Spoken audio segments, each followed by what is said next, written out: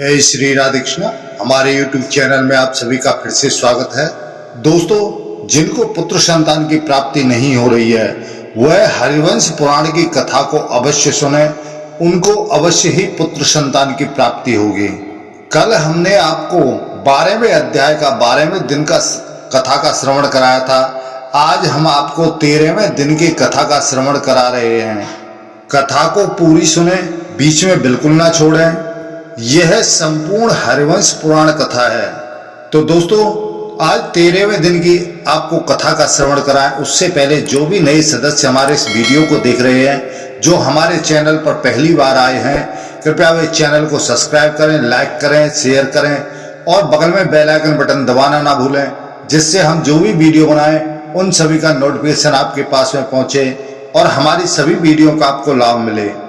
बोलो हरिवंश पुराण की जय, बोलो गुरु भगवान की जय, बोलो विष्णु भगवान की जय, बोलो व्यास जी महाराज की जय। गुरुर् ब्रह्मा गुरुर्विष्णु गुरुर्देवो महेश्वर, गुरुर् साक्षात् परब्रह्म तस्मै श्री गुरुवे नमः। अखंड मंडलाकारं व्याप्तं येन चराचरं तत्पदं दर्शितं येन तस्मै श्री गुरवे नमः। कृष्णं नारायणं वन्दे कृष्णं वन्दे व्रजप्रियं, कृष्णं द्वैपायनं वन्दे कृष्णं वन्दे वृथासुतं। बोलो विष्णु भगवान की जय।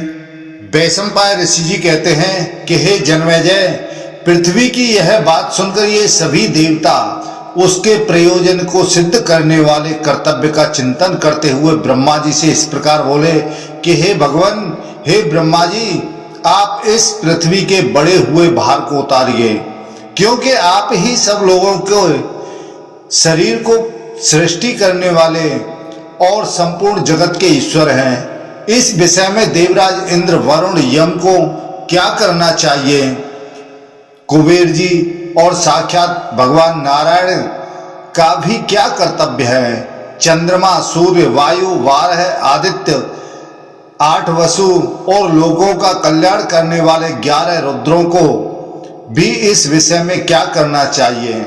दोनों देव वैद्य, अश्विनी कुमार, स्वर्गवासी, साध्यगण, बृहस्पति, शुक्राचार्य, काल और कलिका भी इस समय क्या उनका क्या कर्तव्य है, उन्हें क्या रणनीति बनानी चाहिए। हे ब्रह्मन, भगवान महेश्वर, विशाख, स्वामी कार्तिकेय, यज्ञ, राक्षस, गंधर्व, चारण तथा बड़े बड़े नगरों को भी इस कार्य के संबंध में क्या करना चाहिए। हे सुरेश्वर, पक्षी, पर्वत, बड़ी बड़ी लहरों से युक्त समुद्र तथा गंगा आदि दिव्य सरिताएं भी इस विषय में क्या कर सकती हैं। हे प्रभु, शीघ्र आज्ञा दें, हम अपने आशंका के प्रयास कर रहे किस प्रकार करें। यदि आपको पृथ्वी के हित का कार्य अवश्य करना है तो बताइए, राजाओं में युद्ध की ज्वाला जगाने के लिए हम सब लोग किस उपाय से काम लें, हमें क्या करना चाहिए जिससे हम जीत सकें, जिससे पृथ्वी का भार उतर सके। हे पितामह, हम सब लोग किस प्रकार के अंशावतार ग्रहण करें।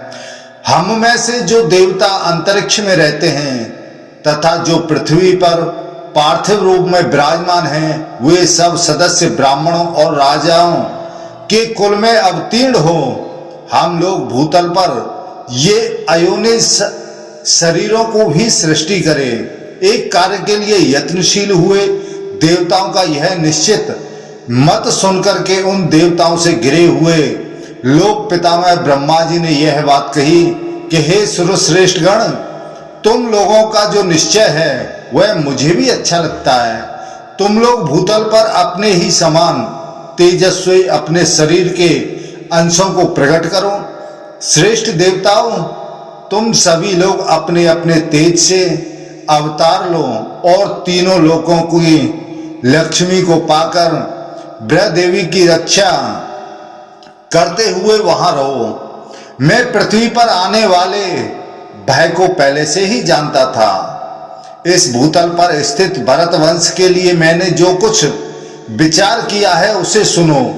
पहले की बात है, मैं पूर्व समुद्र के पश्चिम तट पर अपने पुत्र महात्मा कश्यप के साथ बैठा था। उस समय लोक और वेद का अनुसरण करने वाली प्राचीन कथाओं का तथा बहुत से उत्तम गुण वाले पौराणिक इतिहासों की चर्चा द्वारा मैं समय बिता रहा था। उन कथा वार्ताओं को कहते सुनते हुए मेरे समीप मूर्तिमती गंगा के साथ मूर्तिमान समुद्र शीघ्रता पूर्वक आए।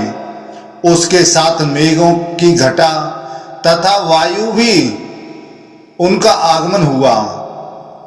वह ऊंची नीची लहरों के कारण वेग एवं तरंगों से युक्त अपनी गति को विषम बनाता हुआ आया।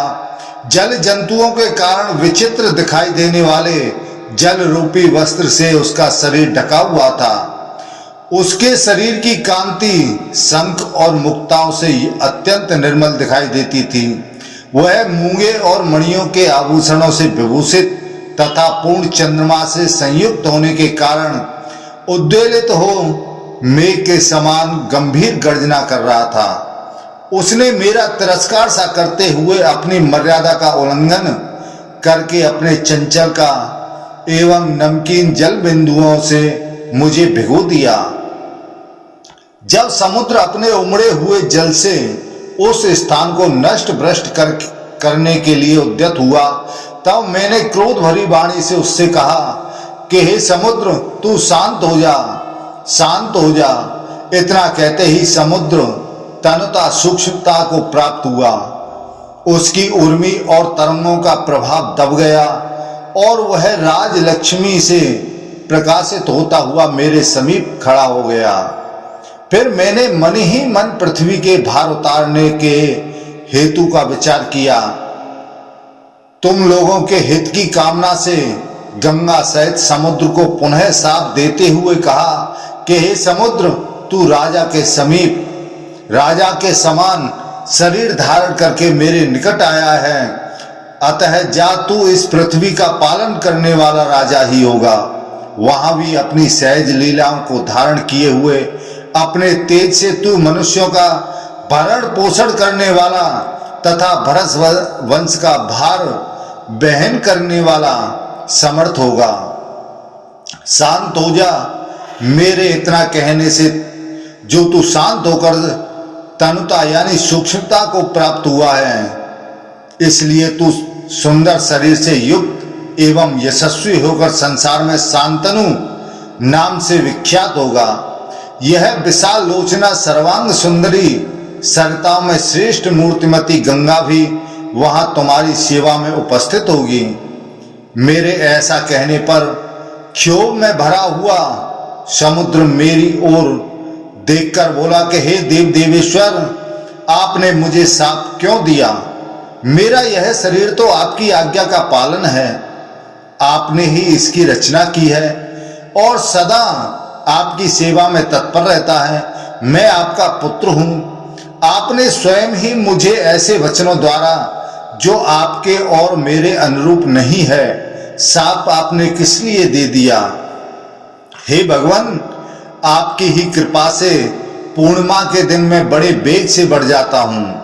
हे ब्राह्मण, इस सहज नियम से प्रेरित होकर यदि मैं अपनी मर्यादा से विचलित हो गया तो इसमें मेरा अपना दोष क्या है?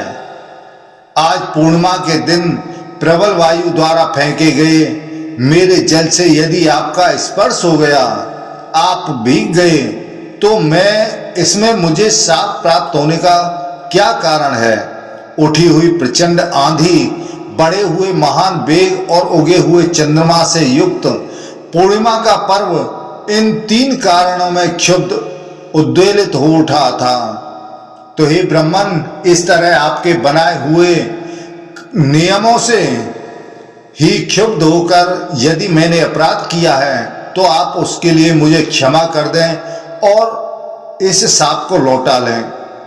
हे देवेश्वर, मुझे दूसरा कोई सहारा देने वाला नहीं है। मैं शाप से शिथिल हो गया हूं।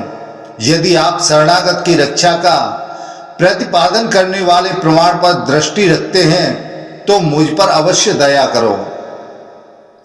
यह देव नदी गंगा आपकी ही आज्ञा से इस भूतल पर अवतीर्ण हुई है।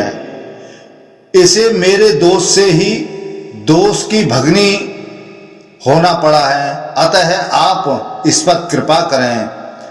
महासागर देवताओं के भूभार हरण रूप उद्देश्य को नहीं जानता था, मेरी शापाग्नि से भयभीत हो उठा था।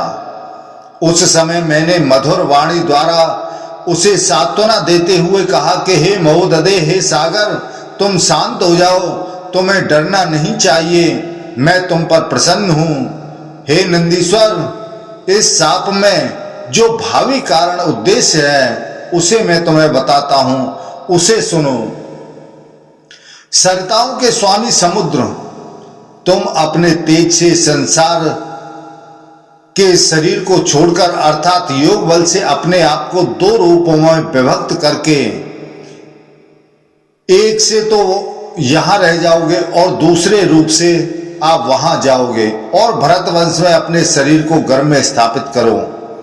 जल के स्वामी महासागर, उस भरत वंश में भूपाल बनकर राज लक्ष्मी से संपन्न हो तुम चारों वर्णों का पालन करते हुए बड़े सुख से रहोगे।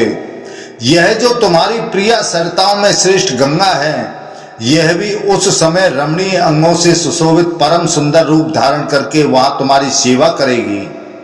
हे सागर, तुम मेरी आज्ञा से वहां इस जानवी के साथ आनंद पूर्वक रहते हुए मुझे जल से भिगोने के कारण मिले हुए शाप के दुख को भूल जाओगे। तुम्हें शीघ्र ही मेरी इस आज्ञा का पालन करना चाहिए। वहां इस गंगा के साथ तुम्हारा प्रजापत्य विधि से विवाह होगा। आठों वसु स्वर्ग से भ्रष्ट होकर रसातल में जा पहुंचे हैं। उन्हें मनुष्य रूप में उत्पन्न करने के लिए मैंने तुम्हें नियुक्त किया है। अग्निदेव के समान गुणशाली तथा देवताओं की प्रसन्नता को बढ़ाने वाले उन आठों वसुओं को संतान रूप से उत्पन्न करने के लिए यह गंगा तुमसे गर्भ धारण करे। हे सागर, तुम वसुओं को शीघ्र ही जन्म देकर कुरुकुल की महत्ता बढ़ाने के अनंतर उस मानव शरीर का त्याग करके पुनः अपने समुद्र रूप में प्रवेश करोगे। इस प्रकार मैंने भविष्य में होने वाले पृथ्वी के राज समूह रूपी भार को देखकर तुम्हारे हित के लिए पहले ही यह कार्य कर दिया है। इस तरह भूतल पर शांतनु के वंश का बीजारोपण मैंने कर दिया है। स्वर्ग में रहने वाले जो वसु थे वे गंगा के गर्भ से उत्पन्न हो चुके हैं और उनमें से 7 वसु यहां आ गए, परंतु एकमात्र 8वां वसु गंगा का पुत्र होकर अब तक वहां पृथ्वी पर ही लटक रहा है। शांतनु की दूसरी पत्नी सत्यवती के साथ पति का समागम होने पर भीष्म की अपेक्षा और दूसरा पुत्र उत्पन्न हुआ था। उसका नाम विचित्र वीर्य था। वह कुरुकुल का तेजस्वी एवं प्रतापी राजा था। विचित्र वीर्य के 2 ही पुत्र इस समय पृथ्वी पर वर्तमान हैं। वे दोनों ही राजा एवं पुरुषों में श्रेष्ठ हैं। धृतराष्ट्र और पांडु नाम से उनकी ख्याति है। उनमें से पांडु की 2 शोभा संपन्न सुंदर पत्नियां हैं जो देवांगनाओं के समान रूपवती हैं। उनके नाम हैं कुंती और मांद्री। राजा धृतराष्ट्र की एक ही पत्नी है जो इस भूतल पर गांधारी के नाम से विख्यात है। वह पति के समान आचार से रहने वाली और सदा पतिव्रत धर्म का पालन करने वाली हैं। उन दोनों राजाओं के पुत्रों में महान युद्ध होने वाला है। तुम लोग उन्हीं के पक्ष और विपक्ष में अलग अलग अपने वंश उत्पन्न करो। उनके पैतृक राज्य के बंटवारे के संबंध में विवाद होने पर बड़ा भारी संग्राम छिड़ जाएगा और उसमें बहुत से नरेशों का विनाश होगा। बहुत से राजा उसमें मारे जाएंगे। वह महान युद्ध प्रलय काल के समान भयंकर एवं संहारकारी होगा। जब सेनापति राजा लोग उस युद्ध में उपस्थित होंगे, उस समय एक दूसरे से लड़ भिड़कर उन सब की मृत्यु हो जाएगी। उस दशा में इस भूतल के सभी नगर और राष्ट्र निर्जर हो जाएंगे। यह पृथ्वी शिथिलता को प्राप्त हो जाएगी। द्वापर युग के अंत में घटित होने वाले इस भावी विनाश को मैंने पहले से ही देख लिया है। उस समय अपने सैनिक मनुष्यों सहित समस्त भूपाल शस्त्रों द्वारा विनष्ट हो जाएंगे। उस युद्ध से जो लोग बच जाएंगे उन्हें रात में अचेत होकर सोते समय भगवान शंकर का अंशभूत अश्वत्थामा अग्नि तुल्य अस्त्र के तेज से जलाकर भस्म कर डालेगा। प्रलय काल के समय वह क्रूरतापूर्ण विनाश कांड जब समाप्त हो जाएगा तब मैं यह कहूंगा कि तीसरा द्वापर युग समाप्त हो गया। परमेश्वर विष्णु के पूर्णतम अंश स्वरूप भगवान श्री कृष्ण के परम धाम को पधारने पर अत्यंत भयंकर अंतिम युग कल की प्रवृत्ति होगी, जो देखने में बड़ा ही दारुण है। उस समय मनुष्यों में प्राय अधर्म की स्थिति होगी। धर्म को बहुत कम लोग ग्रहण करेंगे, उनमें सत्य का संयोग नहीं रहेगा और सब में असत्य का संग्रह बढ़ेगा। रुद्र और कुमार कार्तिकेय इन्हीं दो देवताओं का प्राय सब लोग आश्रय लेंगे। संसार में वृद्धावस्था तक जीने वाले अधिक नहीं होंगे। तो हे देवताओं, यही निर्णय सबसे श्रेष्ठ है कि पृथ्वी पर रहने वाले राजाओं का अंत कर दिया जाए। इसलिए तुम लोग अपने अपने अंश से अवतार लो, इसमें देर न करो। धर्म के पक्ष में जो देवता हो उन्हें कुंती और मांद्री के गर्भ से उत्पन्न होने की आज्ञा दी जाए। विवाद या युद्ध का मूल है, कली उसे सहायकों सहित गांधारी के गर्भ से उत्पन्न होने के लिए प्रेरित किया जाए। काल से प्रेरित हुए राजा उन दोनों पक्षों में से किसी एक का आश्रय लेंगे और पृथ्वी के राज्य की प्राप्ति के लिए लोभासक्त होकर वे सब के सब संग्राम की लालसा रखेंगे। संपूर्ण जगत को धारण करने वाली यह पृथ्वी अब अपने स्थान को चली जाए, इसके भारभूत राजाओं के विनाश के लिए इस लोक प्रसिद्ध उपाय का अनुष्ठान आरंभ कर दिया है। ब्रह्मा जी की यह बात सुनकर पृथ्वी भूमि पालों के वध के लिए काल के साथ जैसी आई थी वैसी ही लौट गई। उसके पश्चात ब्रह्मा जी ने देवद्रोही दानवों का दमन करने के लिए देवताओं को प्रेरित किया। उन्होंने पुरातन ऋषि नर, पृथ्वी को धारण करने वाले शेषनाग, सनत कुमार, साध्यगण, अग्नि आदि देवता, वरुण, यम, सूर्य, चंद्रमा, गंधर्व, अप्सरा, रुद्र, आदित्य और दोनों अश्विनी कुमार, इन सबको अवतार लेने के लिए प्रेरणा दी। तत्पश्चात समस्त देवताओं ने पृथ्वी पर अपना अपना अंश उत्पन्न किया। तो हे राजन, मैंने तुम्हें पहले आदि पर्व अंशावतार के प्रसंग में जैसा बताया है उसके अनुसार दैत्यों और दानवों का विनाश करने वाले वे देवता अयोनिज रूप से पृथ्वी पर राजा होकर उत्पन्न हुए। उनके शरीर पिंड खजूर के समान पुष्ट और वज्र के तुल्य सुदृढ़ थे। उनमें से कितने ही 10,000 हाथियों के समान बलवान थे, कितने ही बल के अटूट प्रवाह से संपन्न थे। वे गधा, परिध और शक्तियों के आघात सह लेने में समर्थ थे। उनकी भुजाएं परिधों के समान मोटी और सुदृढ़ थी। वे सब के सब पर्वतों, शिखरों द्वारा प्रहार करने वाले तथा परिधों से युक्त करने में कुशल थे। उनमें से सैकड़ों हजारों वीर देवता वृष्टिवंश, कुरुवंश और पांचाल वंश में राजा एवं राजकुमारों के रूप में उत्पन्न थे। कितने ही देवता समृद्धशाली याज्ञिक ब्राह्मणों के कुलों में प्रकट हुए। वे संपूर्ण अस्त्रों के ज्ञाता, महाधनुर्धर, वैदिक व्रत के अनुष्ठान में तत्पर, समस्त समृद्धकारी गुणों से संपन्न, यज्ञकर्ता और पुण्य कर्मों का अनुष्ठान करने वाले, जो कुपित होने पर पर्वतों को भी हिला सकते थे, पृथ्वी को विदीर्ण कर सकते थे, आकाश में उड़ सकते थे और समुद्र को भी विक्षुब्ध कर सकते थे। भूत, भविष्य और वर्तमान के स्वामी ब्रह्मा जी उन देवताओं को उपर्युक्त आदेश वसुदेव भगवान नारायण को समस्त लोगों की रक्षा का भार सौंपकर शांत हो गए। तो हे जन्मेजय, समस्त प्राणियों का हित साधन करने में समर्थ भगवान विष्णु प्रजा वर्ग के हित के लिए इस भूतल पर जिस प्रकार अवतीर्ण हुए थे वह प्रसंग मैं तुमसे कहता हूं। राजा ययाति के वंशज बुद्धिमान वसुदेव के आदरणीय कुल में यशोवर्धक कर्म करने वाले भगवान नारायण ने जन्म ग्रहण किया। उनके देवकी के गर्भ से उन्होंने जन्म लिया।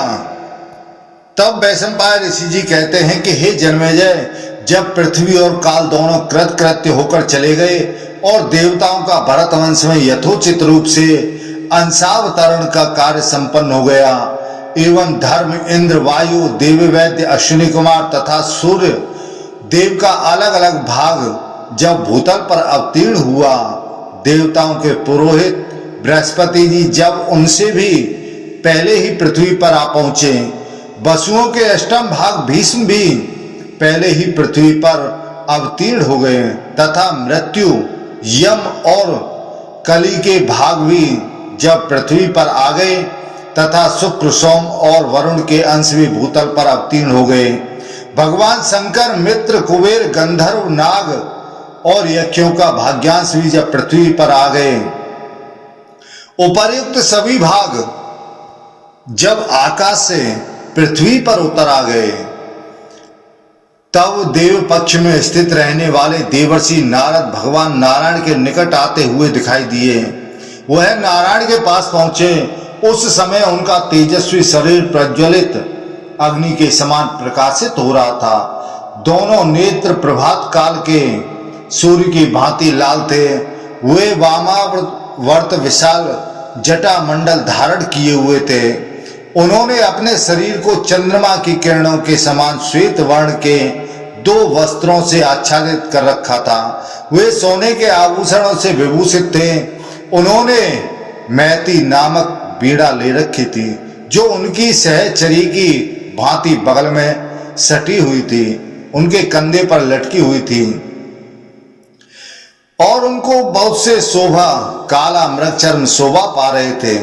वे सुवर्णमय यज्ञोपवीत से सुशोभित थे, हाथों में दंड कमंडल धारण किए हुए थे तथा देखने में साक्षात दूसरे इंद्र के समान जान पड़ते थे। जगत में गुप्त बातों का बंडाफोड़ करने वाले नारद जी युद्ध या विवाद की सूचना देने वाले ग्रहों के समान माने जाते हैं। ये चारों वेदों के गायक तथा मुख्य ऋतुजों में उदाता हैं। महर्षि होने पर भी युद्ध देखने की रुचि रखते हैं और विद्वान होने के साथ संगीत विद्या के मर्मज्ञ हैं। दूसरों को लड़ा देने वाले उनके लिए खिलवाड़ था। वे ब्राह्मण और ब्रह्मा जी के पुत्र होकर भी दूसरे कली के समान माने जाते थे। महामुनि नारद देवलोक तथा गंधर्व लोक के प्रमुख वक्ता उपदेशक थे। ब्रह्मलोक में विचरने वाले वे अविनाशी ब्रह्मर्षि नारद उस समय देव सभा में खड़े हो रोषावेश में आकर भगवान विष्णु से इस प्रकार बोले, सर्वव्यापी नारायण भगवान, देवताओं ने भूतल के राजाओं का विनाश करने के लिए जो यह अंशावतार ग्रहण किया है, यह सब निष्फल है। हे परमेश्वर, यह तो भूतल के राजाओं का युद्ध है, वह तो आप पर ही निर्भर है। मुझे तो ऐसा प्रतीत होता है कि देवताओं के इस प्रयोजन की सिद्धि नर और नारायण के सहयोग से ही संभव है। हे देव देवादिदेव, आप तत्वार्थदर्शी हैं, आप सब कुछ जानते हैं। अतः पृथ्वी का भार उतारने के लिए ऐसे उपाय का प्रयोग करना जिसमें आप दोनों का सहयोग ना हो, आपके लिए उचित नहीं है, क्योंकि आप ही नेत्रवानों के नेत्र हैं, प्रभावशाली पुरुषों के स्प्रणीय प्रभु हैं, योग वालों में श्रेष्ठ योगी हैं और गतिशील प्राणियों की गति हैं। आप सबके आश्रयभूत परमेश्वर हैं। फिर देवताओं के अंशों को पृथ्वी पर गया हुआ देखकर भी आप वसुधा की सहायता के लिए अपने अंशों को क्यों नहीं नियुक्त करते हैं? देवताओं के अंश आपके ही स्वरूप तथा आपके ही आश्रित हैं। वे आपसे सनात होकर भी पृथ्वी पर एक कार्य से दूसरे कार्य में संलग्न रहते हुए विचरण कर सकेंगे। तो हे विष्णु भगवान, मैं जो आपको प्रेरित करने के लिए बड़ी उतावली के साथ इस देव सभा में आया हूं, इसका भी एक कारण है, उसे मैं आपसे कहता हूं। हे भगवान, तारकामय संग्राम में आपके द्वारा जो दैत्य मारे गए थे वे सब के सब पृथ्वी तल पर जा पहुंचे हैं। उनकी क्या अवस्था है? पृथ्वी पर मथुरा नाम से प्रसिद्ध एक पुरी है जो परमानंदमयी है। वह समुद्र शालिनी नगरी यमुना के तट पर बसी हुई है। उसके सब ओर बहुत से जनपद हैं। उस पुरी में पहले मधु नाम से प्रसिद्ध एक महादानव रहता था, जिसे युद्ध में जीतना बहुत ही कठिन था। समस्त प्राणियों को त्रास देने वाला वह दानव महान बल से संपन्न था। वही उसका विशाल एवं भयंकर मधुवन नामक वन था, जो बड़े बड़े वृक्षों से हरा भरा रहता था। पूर्व काल में वह दानव उस मधुवन में ही निवास करता था। उसका पुत्र लवण नाम से प्रसिद्ध महान दानव था। वह भी समस्त प्राणियों को भयभीत करने वाला तथा महान बल पराक्रम से संपन्न था। वह दानव बहुत वर्षों तक वहां क्रीड़ा करता रहा। फिर बल के घमंड में भरकर देवताओं सहित समस्त लोगों को उजाड़ने या उद्विग्न करने लगा, जिस पर आक्रमण करना किसी के लिए भी असंभव था। उस अयोध्यापुरी में जब राक्षसों को भय देने वाले धर्मज्ञ दशरथ नंदन श्री राम राज्य शासन करते थे, उस समय अपने बल की प्रशंसा करने वाले उस लवण नामक दानव ने घोर मधुवन का सहारा ले श्री रामचंद्र जी के पास एक कटुभाषी दूत भेजा। उस दूत ने भगवान श्री राम से इस प्रकार कहा कि हे राम, मैं तुम्हारे राज्य के निकट रहता हूं और तुम्हारा शत्रु भी हूं। राजा लोग ऐसे सामंत को जीवित रखना नहीं चाहते जो बल के घमंड में भरा रहता हो। राजोचित व्रत में स्थित रहकर अपने राज्य को समृद्धशाली बनाने की इच्छा रखने वाले राजा को उचित है कि वह प्रजा के हित की कामना से अपने समस्त शत्रुओं को जीतकर काबू में कर ले। जिसके मस्तक के केस राज्याभिषेक से आर्द्र हुए हैं और जो प्रजा को प्रसन्न रखना चाहते हैं, उस राजा का कर्तव्य है कि वह सबसे पहले अपनी इंद्रियों पर विजय प्राप्त करे, क्योंकि उनको जीत लेने के बाद शत्रुओं पर विजय पाना निश्चित है। जो उत्तम बर्ताव की इच्छा रखता हो, ऐसे पुरुष, विशेषतः पृथ्वी पालक नरेश को नीति का उपदेश करने के लिए लोक के समान दूसरा कोई गुरु नहीं है। जो धूत और मृगया आदि दुर्व्यसनों में दूसरों की अपेक्षा निकृष्ट है, जो अर्थात जो व्यसनों से दूर रहता है, धर्म में जिसकी मध्यम कोटि की स्थिति है, परंतु जो बल में दूसरों की अपेक्षा बढ़ चढ़कर है, उस बुद्धिमान नरेश को कभी सामंतों से भय नहीं प्राप्त होता है। अपने शरीर के साथ ही उत्पन्न हुए ये इंद्रिय रूपी शत्रु जब बढ़ जाते हैं, तब मोह उत्पन्न करने वाले हो जाते हैं और शत्रुओं का प्रिय साधन करने लगते हैं। उस दशा में उनके द्वारा सभी धैर्यहीन पुरुषों अथवा राजाओं को सदा ही बाधा प्राप्त होती है। तुमने जो मोहवश एक नारी के लिए बल सहित रावण का वध कर डाला है, इसे मैं न्याय संगत नहीं मानता। यद्यपि पराक्रम की दृष्टि से वह महान कर्म है, जो भी वास्तव में वह निंदित ही है। तुम वनवास में प्रवृत्त हुए थे, वनवासी मुनियों के नियमों का पालन करने में ही तुम्हारी शोभा थी, फिर भी तुमने जो राक्षसों की सेना पर प्रहार किया, ऐसा बर्ताव कभी किन्हीं सत्पुरुषों ने किया हो, यह कभी नहीं देखा गया है। क्रोध का परित्याग करके साधु पुरुष जिस धर्म का पालन करते हैं वह उन्हें शुभ सदगति की प्राप्ति कराता है। तुमने जो मोहवश राक्षसों का वध किया है, इससे सभी आश्रमवासी कलंकित हो गए हैं। यह रावण धन्य है जो युद्ध में ग्राम्य धर्म पर ही दृष्टि रखने वाले तुझ जैसे व्रतधारी के हाथ से एक स्त्री के कारण मारा गया। यदि तुमने खोटी बुद्धि वाले उस अजितेंद्रिय रावण को युद्ध में मारा है और ऐसा करके तुम पराक्रमी बन रहे हो, तो आओ आज रण क्षेत्र में मेरे साथ युद्ध करो।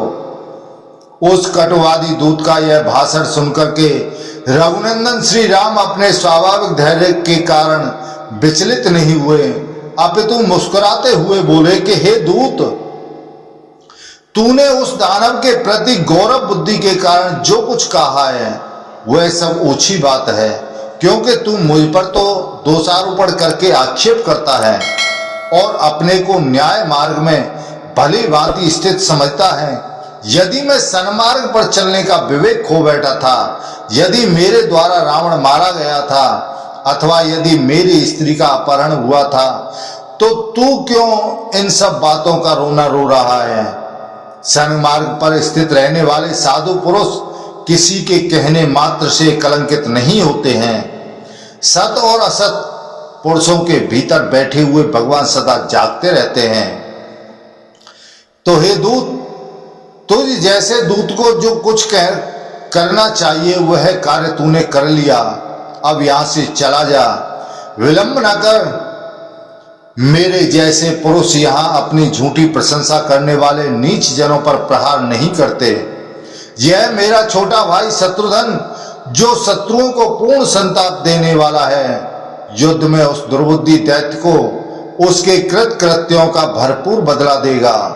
महात्मा राजा रघुकुल नंदन श्री राम ने ऐसा कहकर जब उसे जाने की आज्ञा दी, तब वह दूत सुमित्र कुमार शत्रुघ्न के साथ चला गया।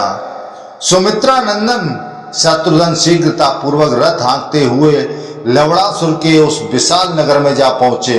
वहां युद्ध की लालसा लेकर उन्होंने उसके वन के समीप ही पड़ाव डाल दिया। तदनंतर दूत की बातों से सब कुछ जानकर वह दैत्य क्रोध से अचेत सा हो गया और उस वन को पीछे करके युद्ध के लिए शत्रुघ्न के सामने आकर खड़ा हो गया। सुमित्रा कुमार शत्रुघ्न और दानव लवणासुर दोनों ही बड़े बलवान और सूरवीर थे। युद्ध के मुहाने पर दोनों में घोर संग्राम हुआ। वे तीखे बाणों द्वारा एक दूसरे को भली भांति चोट पहुंचाने लगे। दोनों ही ना तो युद्ध से विमुख हुए और ना उन्हें थकावट ही हुई। उस युद्ध स्थल में सुमित्रा कुमार ने दानव लवणों का बाणों द्वारा अधिक पीड़ित किया। इससे उसका शूल हाथ से छूटकर गिर पड़ा। अब वह सर्वथा कमजोर पड़ने लगा। तब उसने युद्ध में अंकुश उठाया, जिसके लिए उसको देवताओं से वर प्राप्त हो चुका था। वह अंकुश समस्त प्राणियों को आकर्षित करने वाला था। उसे लेकर लवणासुर जोर जोर से गर्जना करने लगा। उसने वह अंकुश श्री राम के छोटे भाई शत्रुघ्न के गले में फंसा दिया और खींचकर उसे उनके कंठ में घुसाना आरंभ किया। यह देख उस महासमर में शत्रुघ्न ने सोने की मूठ वाली अच्छी तलवार उठा ली और उसके द्वारा उस दानव का मस्तक काट गिराया। मित्रों पर स्नेह रखने वाले बुद्धिमान शत्रुघ्न ने युद्ध स्थल में उस दानव का वध करके उसके उस वन को भी अपने अस्त्रों द्वारा काट डाला। वन को काटकर परम धर्मज्ञ सुमित्रा नंदन कुमार ने उस देश के अभ्युदय के लिए वहां एक नगर बसाने की इच्छा की। रणभूमि में उस दानव का वध करके शत्रुघ्न ने पूर्व काल में उसी मधुवर की जगह उस पुरी का निर्माण किया जिसका नाम मथुरा है। वह मथुरापुरी बहुत बड़ी है। उसमें ऊंची अट्टालिकाएं, चार दीवारी तथा फाटक यथा स्थान बने हुए हैं। वह समृद्धशालिनी पुरी समूचे राष्ट्र के लोगों से भरी रहती है तथा सेना और सवारियों से संपन्न है। नाना प्रकार के उद्यान और वन उसकी शोभा बढ़ाते हैं। उसकी सीमा सुंदर है, वह अच्छी तरह से बसाई तथा दृढ़ता पूर्वक स्थापित की गई है। ऊंची ऊंची चार दीवारी उसके लिए साड़ी का काम देती हैं। चारों ओर से खुदी हुई खाई मेघना करधनी के समान जान पड़ती है। नगर द्वार और अट्टालिकाएं उसके केयूर भुजबंद से प्रतीत होती हैं। श्रेष्ठ प्रसाद सुंदर कुंडल के समान शोभा देते हैं। किवाड़ रूपी अंचलों से अच्छी तरह ढका हुआ प्रधान द्वार मानो उसका मुख है तथा भीतर के आंगन का उद्घटित अंश उसकी हंसी का प्रकाश है। उस पुरी में नीरोग वीर पुरुषों का निवास है। हाथी घोड़े तथा रथ आदि वाहनों से वह भरी रहती है। यमुना जी के तट पर बसी हुई वह शोभाशालिनी पुरी अर्धचंद्राकार प्रतीत होती है। इसके भीतर सुंदर एवं पवित्र हाट हैं, बाजार हैं। इसमें प्रवेश करना दूसरों के लिए कठिन है तथा इसके अपने रत्न राशि संग्रह पर गर्व है। इसके पार्श्ववर्ती जनपद के खेत अनाज के हरे भरे पौधों से शोभा पाते हैं और वहां पर्जन्य देव समय पर वर्षा करते हैं। नर नारियों के आमोद प्रमोद से पूर्ण मथुरापुरी सदा अपनी शोभा से प्रकाशित होती रहती है। इस पुरी और प्रदेश में किसी समय राजा सूरसेन निवास करते थे। उसी पुरी में इस समय महाबली राजा उग्रसेन हैं जो भोज वंश का भार वहन करते हैं। उनका पराक्रम कुमार कार्तिकेय के समान है। तो हे विष्णु, आपने तारकामय संग्राम में जिस काल नेमी नामक महादैत्य का वध किया था वह अब उन्हीं राजा उग्रसेन का पुत्र होकर प्रकट हुआ है। उसका नाम है कंस। उसके नेत्र बड़े बड़े हैं। वह भोजवंशी की वृद्धि करने वाला है। उसकी चाल ढाल और पराक्रम सिंह के समान है। राजा कंस भूतल पर सर्वत्र विख्यात है।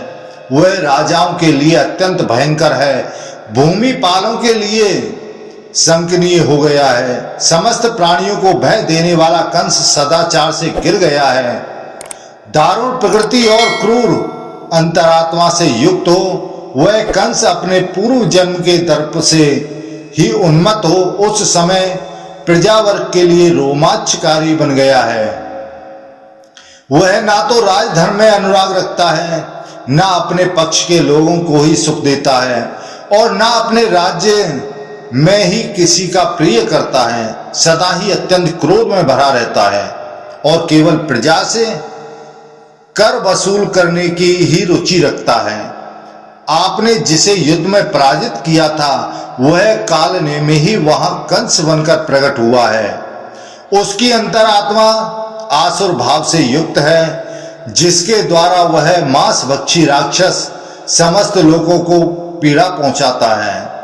पहले जो घोड़ों के समान चलने वाला अथवा पराक्रमी हयग्रीव नाम से विख्यात दैत्य था, वही केसी नामक अश्व के रूप में भूतल पर भूमि पर उत्पन्न हुआ है। उस समय केसी मानो कंस का छोटा भाई बना हुआ है। वह दुष्ट केसी हिंस के या हिनहिनाने में बड़ा बटु है। उसकी गर्दन पर बड़े बड़े बाल हैं। वह सर्वथा उच्छृंखल है। वह मनुष्यों के मांस का ही आहार करता हुआ वृंदावन में अकेला ही निवास करता है।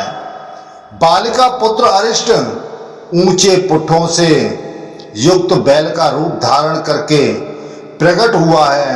वह काम रूपी महान असुर गौं का शत्रु बन गया है।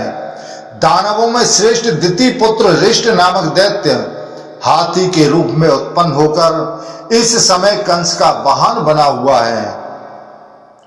दैत्यों में अभिमानी जो लंब नाम से विख्यात दैत्य था वह इस समय प्रलंब नाम से प्रसिद्ध हो भांडीर वट का आश्रय लेकर रहता है। जो खर नामक दैत्य कहा जाता था, वही इस समय असुरों में श्रेष्ठ धेनुक बना हुआ है।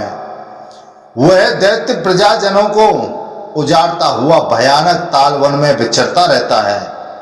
पूर्व काल में 12 और किशोर नाम वाले जो 2 महाबली दानव थे, वे ही चाणूर और मुष्टिक के नाम से उत्पन्न हुए हैं।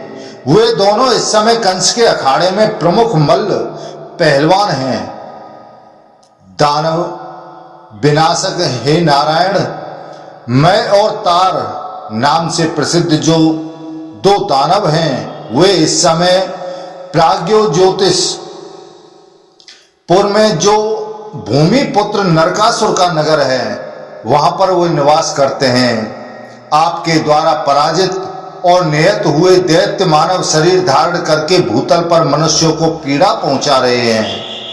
वे सबके सब आपकी कथा वार्ता से द्वेष रखते हैं और आप में भक्ति रखने वाले मनुष्यों को मार डालते हैं। आपके कृपा प्रसाद से ही उन दानवों का संहार हो सकता है। वे आकाश या स्वर्ग में रहें तो भी आपसे डरते हैं, समुद्र में रहें तो भी आपसे भयभीत होते हैं और पृथ्वी पर रहकर भी केवल आपसे ही भय खाते हैं, दूसरे किसी से कदापि नहीं डरते। तो हे श्रीधर, हे माधव, हे विष्णु भगवान, जो आपके ही द्वारा मारा जाता है, दूसरे के द्वारा नहीं, उस दैत्य को वह दुराचारी ही क्यों न रहा हो, आप ही प्राप्त होते हैं। परंतु जो दूसरे के द्वारा मारा गया है, वह दैत्य स्वर्ग से भ्रष्ट होकर पृथ्वी पर ही जन्म लेता है। तो हे केशव, जब तक यमराज से आप पापियों को नरक में गिराने के लिए जागरूक हैं, तब तक पृथ्वी पर जो दूसरे के हाथ से मारा जाता है, उसे स्वर्ग की प्राप्ति भी दुर्लभ रहती है। आप हे भगवान, आप स्वयं आइए, चलिए पृथ्वी पर, वहां दानवों के विनाश के लिए आप स्वयं ही अपने आप को प्रकट करें। आपकी बहुत सी मूर्तियां हैं जो व्यक्त नहीं होती हैं।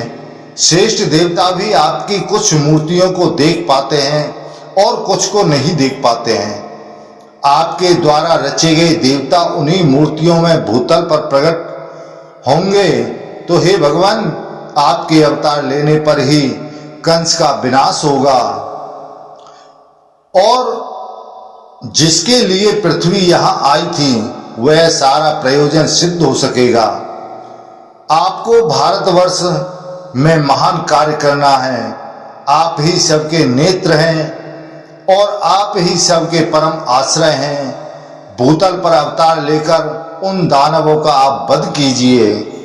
तब वैशंपायन ऋषि जी कहते हैं कि हे जन्मेजय, भोग और मोक्ष की अभिलाषा रखने वाले पुरुषों के द्वारा जो एकमात्र वर्ण करने योग्य है, वे सर्वशक्तिमान परमेश्वर मधुसूदन श्री हरि नारद जी की पूर्वोक्त बात सुनकर मुस्कुराए और अपने कल्याणमयी वाणी द्वारा उन्हें उत्तर देते हुए बोले कि हे नारद, तुम तीनों लोकों के हित के लिए मुझसे जो कुछ कह रहे हो, तुम्हारी वह बात उत्तम प्रवृत्ति के लिए प्रेरणा देने वाली है। अब तुम उसका उत्तर सुनो।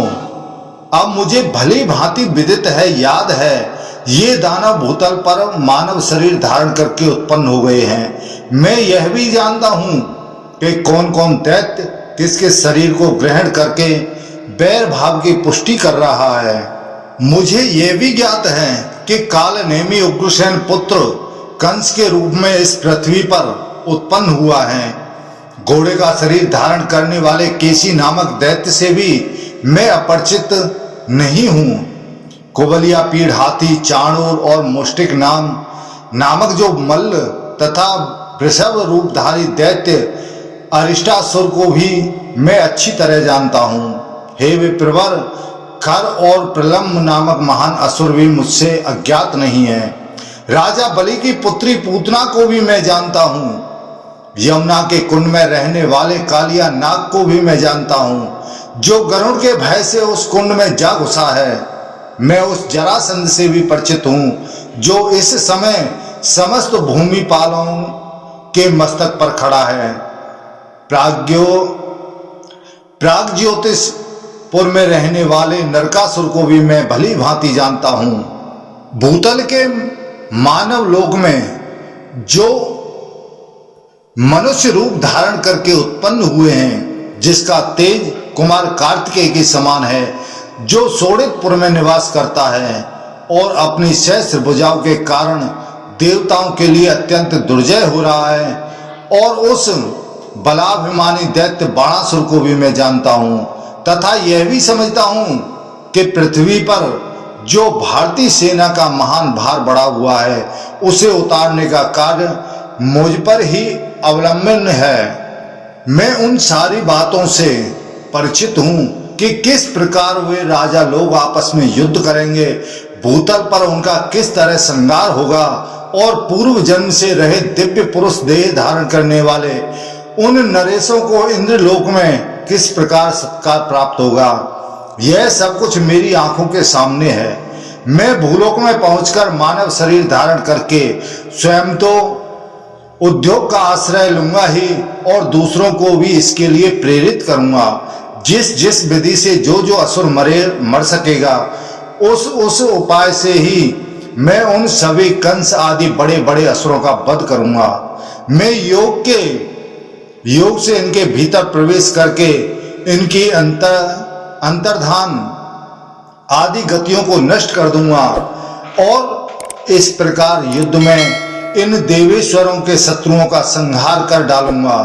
तो हे नारद, पृथ्वी के हित के लिए स्वर्गवासी देवताओं, देवर्षियों तथा गंधर्वों ने यहाँ से जो अपने अपने असंख्य उत्कर्ष किया है, वह सब मेरी अनुमति से हुआ है, क्योंकि मैंने पहले ही ऐसा निश्चय कर लिया था। अब यह ब्रह्मा जी मेरे लिए निवास स्थान की व्यवस्था करें। हे पितामह, अब आप ही मुझे बताइए कि मैं किस प्रदेश में प्रकट होकर अथवा किस वेश में रहकर उन सब असुरों का समर भूमि में संहार करूंगा। तब ब्रह्मा जी ने कहा कि हे सर्वव्यापी नारायण, आप मुझसे इस उपाय को सुनिए, जिसके द्वारा सारा प्रयोजन सिद्ध हो जाएगा। हे महाभाव, भूतल पर जो आपके पिता होंगे, जो माता होंगी, और जहां जन्म लेकर आप अपने कुल की वृद्धि करते हुए यादवों के संपूर्ण विशाल वंश को धारण करेंगे, तथा उन समस्त असुरों का संहार करके अपने वंश का महान विस्तार करते हुए जिस प्रकार मनुष्यों के लिए धर्म की मर्यादा स्थापित करेंगे, वह सब आपसे बताता हूं। हे विष्णु, पहले की बात है कि महर्षि कश्यप ने महान यज्ञ के अवसर पर महात्मा वरुण के यहाँ से जो कुछ दुधारू गौएं मांग लाए थे, जो अपने दूध आदि के द्वारा यज्ञ कार्य में बहुत ही उपयोगी थी। यज्ञ कार्य पूर्ण हो जाने पर भी कश्यप की दो पत्नी अदिति और सुरभि ने वरुण को उनकी गाय लौटा देने की इच्छा नहीं की। तब वरुण देव मेरे पास आए और मस्तक झुकाकर मुझे प्रणाम करने के पश्चात बोले कि हे भगवान, पिताजी मेरी गौएं लाकर रख ली हैं। यद्यपि उन गौओं से जो कार्य लेना था वह पूरा हो गया है, तो भी पिताजी मुझे उन्हें वापस ले जाने की आज्ञा नहीं देते हैं। इस विषय में उन्होंने अपनी दो पत्नियां अदिति और सुरभि के मत का अनुसरण किया है। तो हे प्रभु, मेरी वे गाय दिव्य, अक्षय और कामधेनु है, तथा अपने ही तेज से सुरक्षित रहकर समस्त समुद्रों में विचरण करती हैं। तो हे देव, जो अमृत के समान उत्तम दूध को अवच्छिन्न रूप से देती रहती हैं, मेरी उन गायों का पिता कश्यप जी के सिवा दूसरा कौन बलपूर्वक रोक सकता है। कोई कितना ही शक्तिशाली हो, गुरुजन हो अथवा और कोई हो, यदि वह मर्यादा त्याग करता है तो आप ही ऐसे सब लोगों पर नियंत्रण कर सकते हैं, क्योंकि आप हम सब लोगों के परम आश्रय हैं। यदि संसार में अपने कर्तव्य से अनभिज्ञ रहने वाले शक्तिशाली पुरुषों के लिए दंड की व्यवस्था न हो तो जगत की सारी मर्यादाएं नष्ट हो जाएंगे। इस कार्य का जैसा परिणाम होने वाला है वैसा ही कर्तव्य का पालन करने या कराने में आप ही हमारे प्रभु हैं।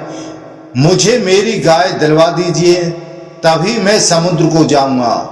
इन गायों के देवता साक्षात परब्रह्म परमात्मा हैं। तब ये अविनाशी सत्वगुण का साकार रूप से हैं। आपसे प्रकट हुए जो लोक हैं उन सब की दृष्टि में गाय और ब्राह्मण एक समान माने गए हैं। पहले गायों की रक्षा करनी चाहिए, फिर सुरक्षित हुई गाय ब्राह्मणों की रक्षा करती है। गायों और ब्राह्मणों की रक्षा होने पर संपूर्ण जगत की रक्षा हो जाती है। जल के स्वामी वरुण के ऐसा कहने पर गायों के कारण तत्व को जानने वाले मैंने कश्यप को शाप देते हुए कहा कि हे महर्षि कश्यप ने अपने जिस अंश के गायों का अपहरण किया है उस अंश से वे पृथ्वी पर जाकर गोप होंगे। वे जो सुरभि नाम वाली देवी तथा देवता रूपी अग्नि को प्रकट करने वाली अरणी के समान जो अदिति देवी है, वे दोनों पत्नियां कश्यप के साथ ही भूलोक में जाएंगी। गोप योनि में प्रकट हुए कश्यप भूतल पर अपनी उन दोनों पत्नियों के साथ सुखपूर्वक रहेंगे। कश्यप का जो दूसरा अंश कश्यप के समान ही तेजस्वी है, वह भूतल पर वसुदेव नाम से विख्यात हो गायों और गोपों के अधिपति रूप से निवास करते हैं। मथुरा से थोड़ी दूर पर गोवर्धन नामक पर्वत है, जहां वे गौं की रक्षा में तत्पर रहेंगे और कंस को कर देने वाले होंगे। वहां अदिति और सुरभि नाम की इनकी दोनों पत्नियां बुद्धिमान वसुदेव की देवकी और रोहिणी नामक ही दो भार्याएं होंगी। उनमें सुरभि तो रोहिणी देवी कहलाएगी और अदिति देवकी। हे महाबाहो, वहां आप पहले शिशु रूप में ही रहकर गोपवाल का चिन्ह धारण करके क्रम से बड़े हुए, ठीक वैसे ही जैसे त्रिविक्रमावतार के समय आप वामन से बढ़कर विराट हो गए थे। हे मधुसूदन, योग माया के द्वारा स्वयं ही अपने स्वरूप को आच्छादित करके आप लोक हित के लिए वहां अवतार लीजिए। ये देवता लोग विजय सूचक आशीर्वाद देकर आपके अभ्युदय की कामना करते हैं। आप पृथ्वी पर स्वयं अपने आप को उतारकर दो गर्भों के रूप में प्रकट हो माता देवकी तथा रोहिणी को संतुष्ट कीजिए। साथ ही यथा समय सहस्रों गोप कन्याओं को आनंद प्रदान करते हुए ब्रज भूमि में विचरण कीजिए। हे विष्णु भगवान, वहां गायों की रक्षा करते हुए जब आप वन में दौड़ते फिरेंगे, उस समय आपके वनमाला विभूषित मनोहर रूप का जो लोग दर्शन करेंगे वे धन्य हो जाएंगे। हे महाबाहो, विकसित कमल दल के समान नेत्र वाले आप सर्वव्यापी परमेश्वर जब ग्वालवाल के रूप में ब्रज में निवास करेंगे, उस समय सब लोग आपके बाल रूपी झांकी करके स्वयं भी बालक बन जाएंगे। आपके चित्त के अनुकूल चलने वाले आपके भक्तजन वहां गायों की सेवा के लिए गोप बनकर प्रकट होंगे और सदा आपके साथ साथ रहेंगे। जब आप वन में गाय चराते होंगे, ब्रज में इधर उधर दौड़ते होंगे तथा यमुना जी के जल में गोते लगाते होंगे, उन सभी अवसरों पर आपका दर्शन करके वे भक्तजन आप में उत्तरोत्तर अनुराग प्राप्त करेंगे। वसुदेव का जीवन वास्तव में उत्तम जीवन होगा, जो आपके द्वारा तात कहकर पुकारे जाने पर आपसे पुत्र बेटा कहकर बोलेंगे। तो हे भगवान, आप कश्यप के सिवा दूसरे किसके पुत्र होंगे? देवी अदिति के बिना दूसरी कौन सी स्त्री आपको गर्भ में धारण कर सकती है? तो हे मधुसूदन, आप अपने स्वाभाविक योग बल से असुरों पर विजय पाने के लिए यहाँ से प्रस्थान कीजिए। अब हम लोग भी अपने अपने निवास स्थान को जा रहे हैं, तब वैशंपायन ऋषि जी कहते हैं कि हे जन्मेजय, देवलोक के उस पुण्य प्रदेश में बैठे हुए भगवान विष्णु देवताओं को जाने की आज्ञा देकर क्षीर सागर से उत्तर दिशा में स्थित अपने निवास स्थान को चले गए। वहां मेरु पर्वत की पार्वती नाम से प्रसिद्ध एक अत्यंत दुर्गम गुफा है, जो भगवान विष्णु के 3 चरण चिन्हों से उपलक्षित होती है। इसलिए पर्वत के पर्व के अवसरों पर सदा उसकी पूजा की जाती है। उदार बुद्धि वाले भगवान श्री हरि ने अपने पुरातन विग्रह को वहीं स्थापित करके अपने आप को वसुदेव जी के घर में अवतीर्ण होने के कार्य में लगा दिया। वह सोचने लगे कि वसुदेव जी के यहाँ किस प्रकार से उत्पन्न हुआ जाए और किस तरह से मुझे बाल लीलाएं, बाल क्रीड़ाएं करनी है। तो इस तरह से आज हरिवंश पुराण के 13वें दिन के अध्याय का समाप्त होता है। आज हमने आपको हरिवंश पुराण के 13वें दिन की कथा का श्रवण कराया है। कल हम आपको इससे आगे की कथा का श्रवण कराएंगे। तो दोस्तों, यह वीडियो आपको कैसा लगा? हमें उम्मीद है अच्छा लगा होगा। कृपया चैनल को सब्सक्राइब जरूर करें। जय श्री राधे कृष्णा। बोलो हरिवंश पुराण की जय, बोलो विष्णु भगवान की जय, बोलो व्यास जी महाराज की जय।